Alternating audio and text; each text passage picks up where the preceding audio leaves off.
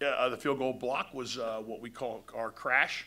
So it was, off the edge. We had Tommy coming. Tommy Hill came off to block it from the outside from the field, and Quentin was in what we call our scoop and score position. So he wasn't trying to block the kick. He was just trying to put himself in position that if the kick gets blocked, when the kick gets blocked, and keep telling him we're going to eventually get one. You're there to. We call him the scoop and score guy. In the playbook, it says scoop and score, but every once in a while you get the benefit of having it pop right to you. So we got good penetration by the inside guys. They muffed their operation a little bit, so the kick was a little bit low, but Elijah Judy got through. Ty Robinson got good push there, so they pushed the line of scrimmage back, which is what we're trying to do. And Elijah got it, got it and knocked it right to, right to Q. Q made a really nice play on the ball. Because obviously the ball came up in the air, you want to say it came right to him, but it kind of didn't. He kind of made an over-the-shoulder catch, which, and as you guys know, if that ball hits the ground, we're probably getting tackled. But so he had it and he came over the shoulder, made a nice over-the-shoulder catch, and then had a clear path. And then obviously Tommy was coming off the other side to block it, so Tommy could run interference for him coming down that way. But it was well executed, and it was obviously a fun play to be part of. And it seems like in every game this year, there's been one or two special teams plays where there's been a lot of chaos, ball on the ground or something like that. What's been the key, you think, to have start getting more of those plays to go your direction than the opposite? Well, some of it actually is luck. Having there was one on the ground against Northern Illinois, a punt, and I didn't have the proper have enough guys blocking it. We were in a holdup, so you got to get the right call and have enough pressure. So we always try to have a combination of pressure, that we can put on these guys, and then and then have some guys holding up. So the job description of it, so part of it's luck, but also I think the players, as they get to understand the scheme better and understand where they got to be, everyone's got a role. It has to be in a position. Like I can tell you that early in the season, whether it was Q or one or other corners, we weren't in scoop and score position.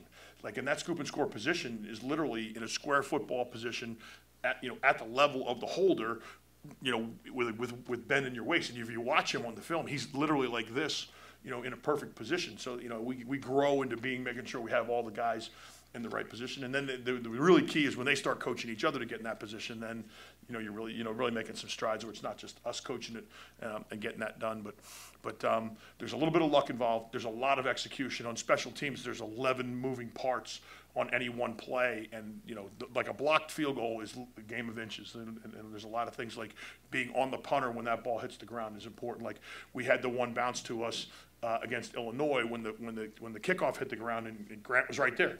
It was right to Grant. So there's a little bit of luck involved with it, but Grant completely executed his assignment, which was he was cutting off of a twist off of another block, and he ended up right in the right position to make the play. So hopefully more of those bounce our way than not. Was the 55-yarder by Albano important for his confidence, or was he already confident?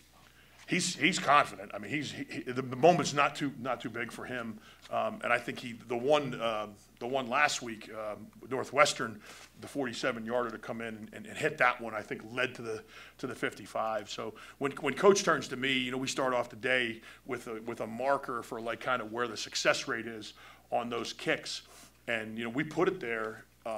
But it's not really a distance issue. It's just a consistency issue. So we just got to, like any freshman player at any position, you got to develop a consistency in the routine and making sure that the balls are going down the middle enough times. But he has the leg range. And we had a little bit of wind going that way. So I can't remember. I think the goal that way was like 30 or whatever, the 30-yard line. But Matt looked at me and I said, "Yeah, you give him a shot," because we had a good favorable wind, and he was amped up. A lot of talk about how injuries affected the offense. How some of those injuries affected special teams and who's getting some opportunities because of it? Trickle down. It's trickle down effect. So yeah, we've played a lot of guys on special teams. I mean, Malachi's out there doing a lot of things on offense, but he stepped in and took a couple reps on punt return. We played with, Stewart's played some for us, just stepped in there, and these are playing in spots where you might not notice them, but we played some freshmen, we played some young guys. Kobe Bretz has done a good job for us, and we've had guys like Taggy and Snodgrass and some guys that don't play a ton on the regular scrimmage snaps that are playing a lot for us, and they're doing a good job. So we're using a lot of guys. I think we used 46 guys in the last game on special teams, and we're using. It's the next man up mentality like it is everywhere else. It's not like, well, this guy's down, what do we do? It's okay, here's an opportunity for the next guy to come in and try to make a play. So we've had a lot of guys that have, stepped up and done some good things for us. I know you looked at Ethan Nation at punt returner. Is he a guy that could get some opportunities in November? Yeah, he could. I mean, he's definitely growing in the position, and I don't know what's going to happen with Billy, but Billy was catching the ball for us pretty good. But we need work on that. We need work on that unit across the board. Like that's not like, well, we had a tough game last game. That's kind of something that we've been trying to work on and get better. And to be honest with you, like I like some of the things that we're doing on special teams. I don't like where we are on punt return, and we've got to keep looking at things. But Ethan is a dynamic athlete that can do it. Alex had trouble with the wind a little bit, and just judging if you have never caught a punt before, it's hard enough, and you get so many looks off of a live leg during the week, and he's not the starter. So I'm giving a lot of reps to Billy. Now Alex is transitioning to try to get some reps, and the practice field and the indoors and the jugs, and there's different situations. It's not easy, and that wind, the wind is a certain. It blows a certain way on the field, and then when you get above the goalpost, it's a whole different ball game. So the ball goes up and it kind of kicks around a little bit and comes down. So there's a certain art to that. So we got to. That's part of it. But there's times early in the year where Billy has had an opportunity to catch the ball, and we just haven't blocked for him. And it's been a couple of different guys that haven't got it done. We've moved some personnel around, so that's a work in progress for us on that punt return team to just keep making strides with. Everything that we're doing. We look at everything that we're doing every week on every unit, but that one's we're still working on that one. Talk about Quentin being in the right spot on that scoop and score position.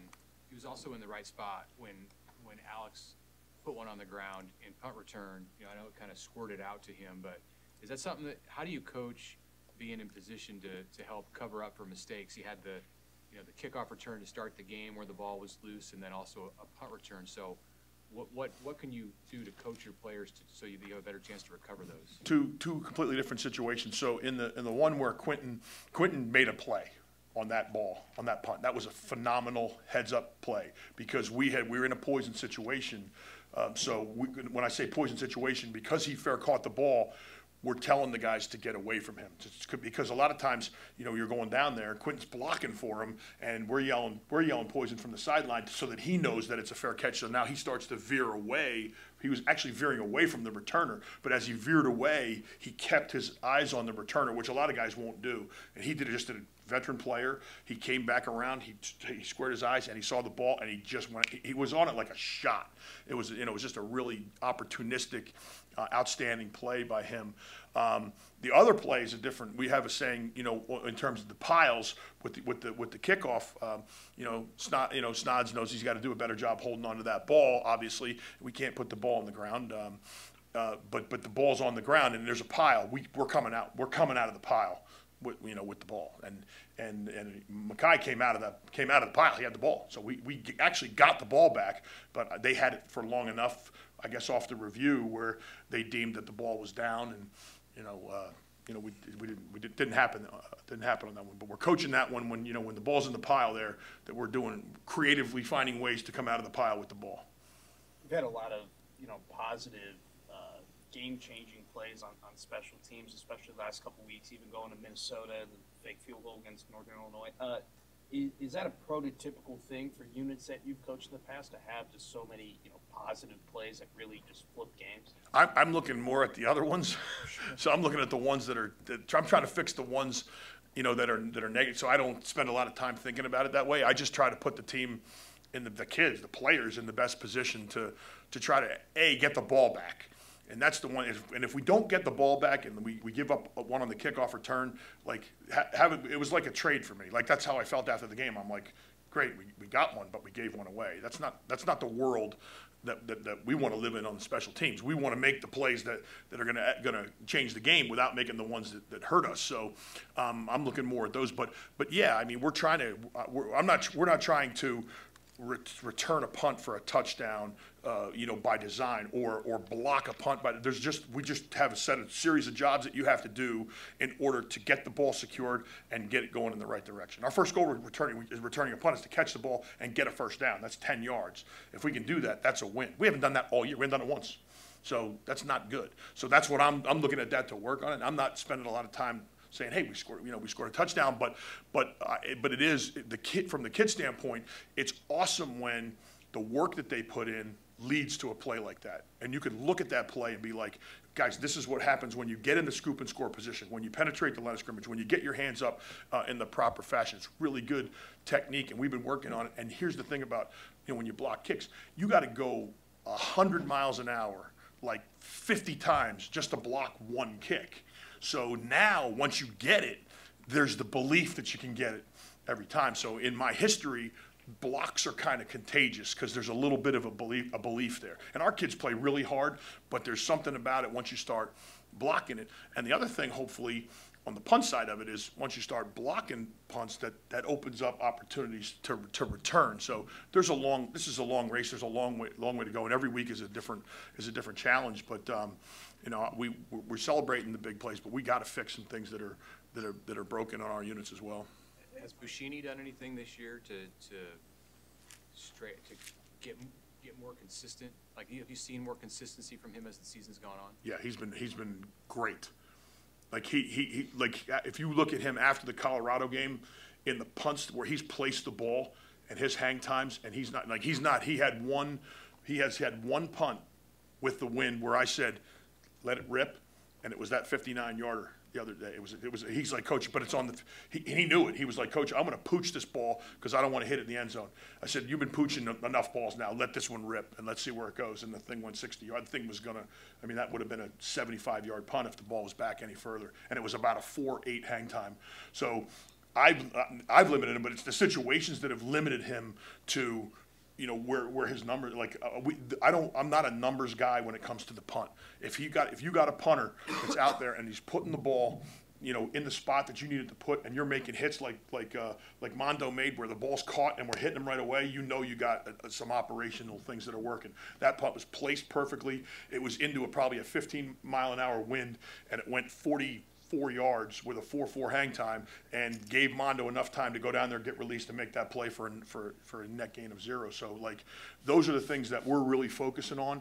And if you look at him over the course since Colorado, he's missed some balls. Sean, don't get me wrong, but he has really done a good job of putting the ball where we want it to go, and and going and fielding it and making the play. You mentioned belief, not just with special teams, but with this team as a whole. How have you seen that kind of buy-in and belief grow among this group as the weeks have gone by? It's going that way. There's definitely guys. The guys are starting to coach themselves and coach each other, and get that done. So you can see it when it happens, when it's kind of you're saying it, and then the guys start to say it, and then the older players start to coach the young players are coaching the other players, and it starts to work that way. It's working. So there's more belief. There's more coaching. There's more encouragement. There's more culture going on from rep to rep. So it's getting better. Thank you, guys.